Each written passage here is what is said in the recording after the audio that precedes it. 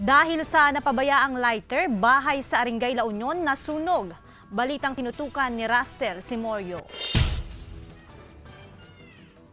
Sa amateur video na kuha ng ilang residente, makikita ang lawak ng pinsala ng apoy na sumiklab sa tahanan ng pamilya Carino sa barangay Samara, Aringay, La Union. Tumagal ng higit 30 minuto ang sunog. Walang naisalbang gamit sa insidente. Nung bumangon ako sa duyan, nakita ko na may malaki na ng apoy, mataas na ang apoy. Ayun, nagsigaw ako na tulong ako. Ayon pa sa investigasyon ng Bureau of Fire Protection, mabilis umanong kumalat ang apoy lalo't yari sa light materials ang bahay at ang pinakamasaklap pa na nangyari, maging itong bangka na ginagamit nila sa pangisda na damay rin sa sunog.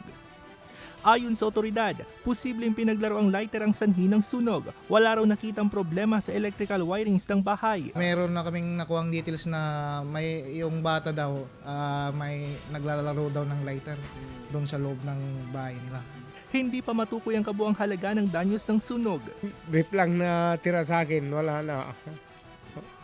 Lahat kami, mga lang.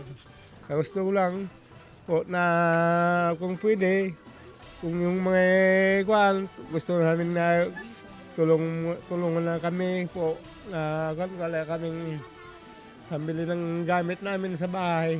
Walang nasaktan sa insidente. Yung mga posporo at mga lighter, dapat wag yung nakukuha ng mga bata. Dapat